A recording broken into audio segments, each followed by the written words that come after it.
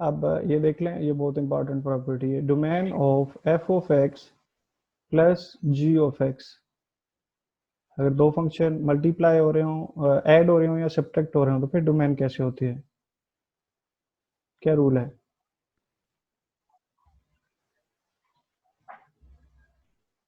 क्या करेंगे फिर डोमेन का? Domain of f of x calculate कर लें, domain of g of x calculate कर लें, और दोनों की plus domain of g of intersection ले लें। सेट्स में प्लस नहीं होता, इंटरसेक्शन होती है, यूनियन होती है। इंटरसेक्शन ले लें। इंटरसेक्शन का क्या मतलब है? इसका मतलब ये है कि अगर आपके पास दो फंक्शंस हैं और वो ऐड हो रहे हैं, तो इन दोनों की जो कंबाइंड डोमेन होगी वो वाला पोर्शन होगा जिसपे दोनों फंक्शंस डिफाइन हो, मतलब एफ भी डिफाइन हो और जी भी डिफाइन हो। और उस पोर्शन को कैसे लिखते हैं? वो वाला पोर्शन जिसपे एफ भी डिफाइन हो, जी भी डिफाइन हो, उसको कैसे लिखते हैं? इंटरसेक्शन के साथ लिखते हैं। अगर ये प्लस हो रहे हो तब भी यही होगा, सब्ट्रैक्ट हो रहे हो तब भी यही होगा, मल्टीप्लाई हो रहे हो तो तब भी यही होगा। अगर ये दोनों मल्टीप्लाई हो रहे हो तो फिर भी यही है। अगर डिवाइड हो रहे हो, let's say F of x और जी ऑफ एक्स डिवाइड हो रहे हो, तो फिर भी आपके पास यही लॉजिक है कि डोमेन इन दोनों वो वाला पोर्शन लेना है जिसपे दोनों डिफाइन हो। ठीक है।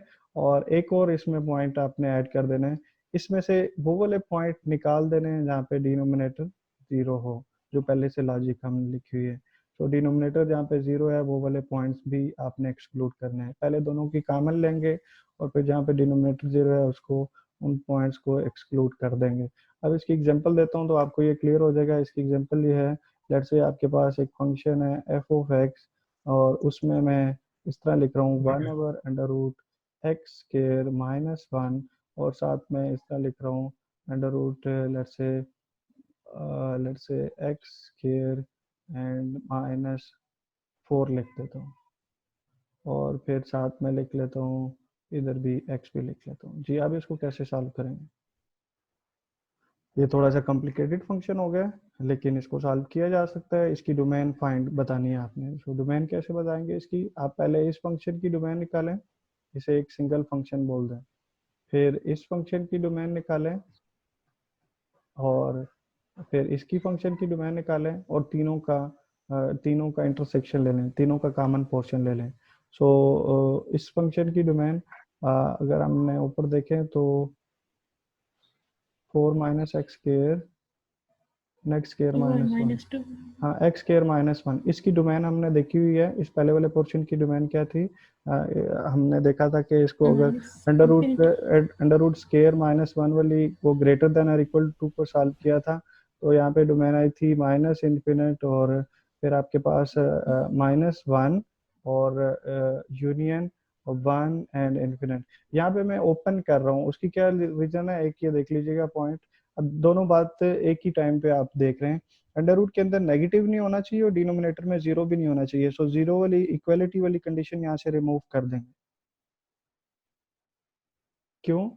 क्योंकि जब ये इक्वल टू 1 होगा तो फिर तो डिनोमिनेटर जीरो हो जाएगा, है ना। दोनों पॉइंट्स को एक ही टाइम देखना है। इसमें अंडर रूट भी है और डिनोमिनेटर भी है। अगर डिनोमिनेटर वाली सिचुएशन को देखें तो x²-1 = 0 को सॉल्व करें तो कौन से पॉइंट आते हैं? x = +-1, तो ये तो अलाउ नहीं है। सो इन दोनों पे जहाँ पे पहले क्लोज था, अगर ये नोमिनेटर में होता तो यहाँ पे क्लोज इंटरवल था, लेकिन अब ओपन कर दिया जाएगा।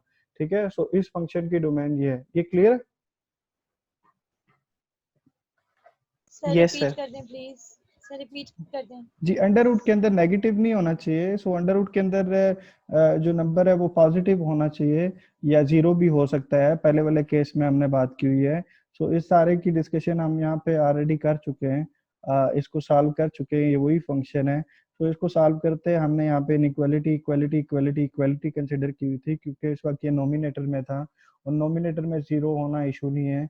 लेकिन अब ये डिनोमिनेटर में है, सो अब हम इसको सॉल्व करेंगे तो डिनोमिनेटर वाली लॉजिक भी चलेगी कि डिनोमिनेटर में जीरो नहीं होना चाहिए। सो यहाँ पे इनइक्वालिटी पहले जो नोमिनेटर में वो हम रखते हैं, रिटेन करते हैं और सॉल्व करते हैं इस पहले वाले पोर्शन। सर मेरा क्वेश्चन सिर्फ ये था कि हम इनको सेपरेट सेपरेट फंक्शंस हाँ हाँ इसको हाँ। करेंगे, सेपरेट फंक्शन लेंगे, यानी कि ये हमने प्लस लिखा हुआ है बीच में, तो जी इनको जी जी अलग जी, अलग फाइंड। अलग अलग फाइंड करके फिर उन दोनों की इंटरसेक्शन लेंगे।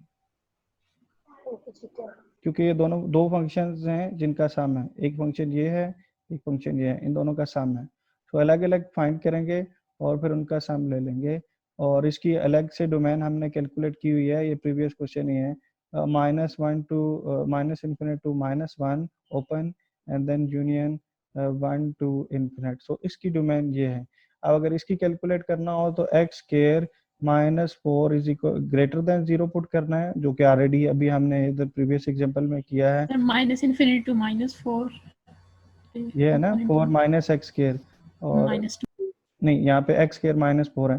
तो इसको अगर सॉल्व करें तो x square is equal to 4 और फिर वही अंडर रूट लें, तो दोनों साइड पे अंडर रूट ले लिया, under root of 4 is equal to 2 होगा, और इधर से आप एब्सोल्यूट ऑफ आ जाएगा, और एब्सोल्यूट को फर्दर सॉल्व करेंगे तो आप लिखेंगे -infinity to -2 union 2 to infinite, और यहाँ पे ये क्लोज होंगे क्योंकि इस वक्त इक्वलिटीज चल रही हैं। और फिर डिनोमिनेटर वाले पोर्शन को देखें तो x 0 नहीं होना चाहिए, सो बीच में से हम x 0 वाली बात को भी कंसीडर करेंगे कि x is not equal to 0। अब इन तीनों को अगर कंबाइन करूं, मैं ये देखना चाहूँ कि कॉमन पोर्शन कौन सा है।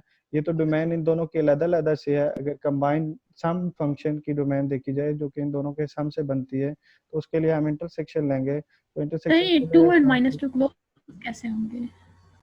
क्योंकि इक्वालिटी है ना, और ये नोमिनेटर में है, इसलिए डिनोमिनेटर में होता तो फिर ओपन होता। लेकिन सर डोमेन के लिए तो हाँ, इसको सॉल्व करना था ना, इसको सॉल्व करें तो ये नहीं आता, यही आता ना।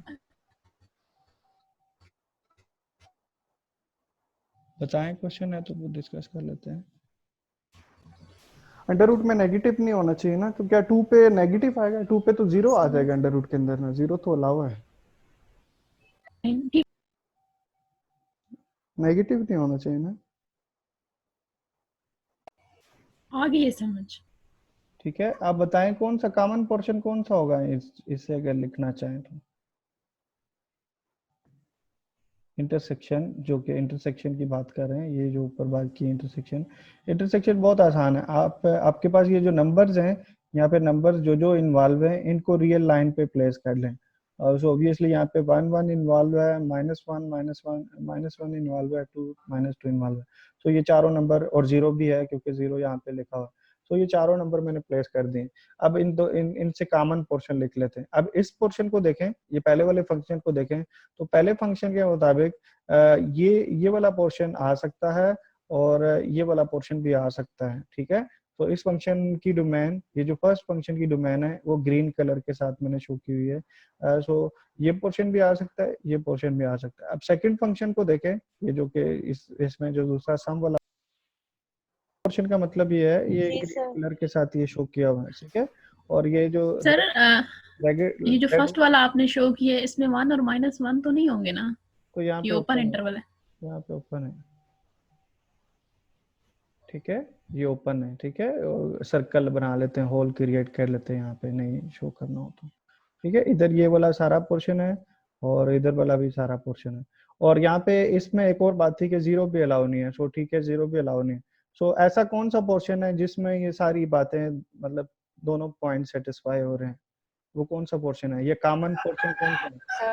दोनों -infinity to -2 union 2 to infinity.